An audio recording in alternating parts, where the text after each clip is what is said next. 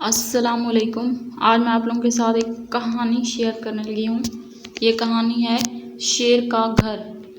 شیر پور کا گاؤں دریا سے ذرا ہٹ کر آباد تھا۔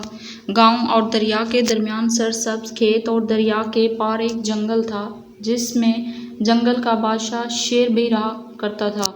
اس کے علاوہ بھی کئی شیر اکثر اپنی اپنی کچھار سے نکلتے اور دریا کے کنارے پر آ کر دھاڑا کرتے تھے۔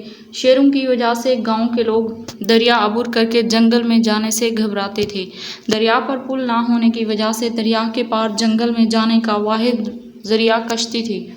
شیر پور میں ایک بڑھئی رہتا تھا جو اپنے کام میں ماہر مانا جاتا تھا۔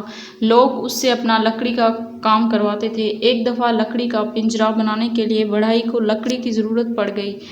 گاؤں میں لکڑی نہ ملنے کی وجہ سے بڑھئی نے لکڑی کے حصول کے لیے جنگل میں جانے کا فیصلہ کیا۔ اس نے صبح سویرے اپنے بیٹے کو ساتھ لیا اور کشتی کے ذریعے دریا پار کر کے جنگل میں پہنچ گیا۔ ایک درخت سے اس نے ایک کام کی لکڑی کاٹی اور وہیں بیٹھ کر پنجرا بنانے لگا۔ وہ اپنے کام میں مصروف تھا کہ ایک شیر ادھر آ گیا اور بولا، بڑے میاں کیا بناتے ہو؟ حاضر دماغی سے کام لیتے ہوئے بڑھئی نے جواب دیا، جنگل کے بادشاہ کا گھر بنا رہا ہوں۔ شیر اپنی آواز سن کر اتراتے ہوئے بولا، اس چھوٹے سے پنجرے میں ہم کیسے سما سکتے ہیں؟ بڑھئی چالاک تھا، کہنے لگا، جنگل کے بادشاہ اس میں داخل ہو کر دیکھ لیجیے۔ شیر نے آؤ دیکھا نہ تاؤ پنجرے میں داخل ہو گیا۔ بڑھئی نے فوراً دروازہ بند کر دیا۔ اب شیر پنجرے میں قید تھا اور باہر نکلنے کے لیے بے تاب۔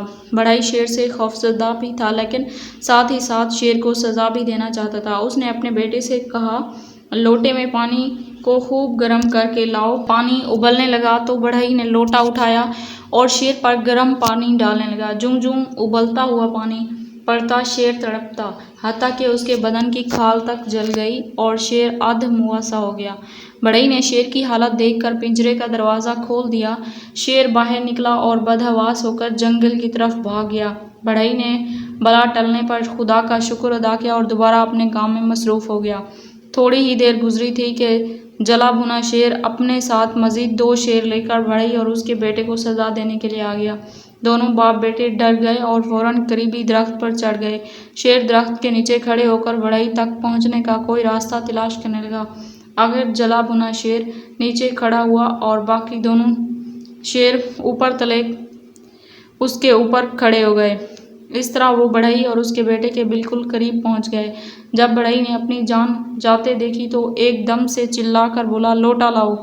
لوٹے کا نام سنتے ہی سب سے نیچے والا شیر گھبرا کر بھاگا۔ اوپر والے دونوں شیر بھی نیچے گر پڑے اور گھبراہٹ میں جلے بھنے شیر کے پیچھے بھاگے اور پھر کبھی اس طرف آنے کی کوشش نہ کی۔ بڑھئی کی حاضر دماغی نے باپ بیٹے کو جنگل کے بادشاہ کے ہاتھوں مرنے سے بچا لیا۔ اخلاقی سبق، حاضر دماغی اور عقل مندی بہترین حکمت عملی ہے۔ یہاں پہ ہمارا آج کا لیکچر ہوتا ہے ختم۔ امید ہے کہ آپ لوگوں کو ویڈیو پسند آئی ہوگی۔ اگر ویڈیو پسند آئی ہے تو لائک کر دیں اور اپنے دوستوں کے ساتھ شیئر کریں، اور چینل پر نیو ہیں تو چینل کو سبسکرائب کر لیں۔ ملتے ہیں نیکسٹ ویڈیو میں، تب تک کے لیے اللہ حافظ۔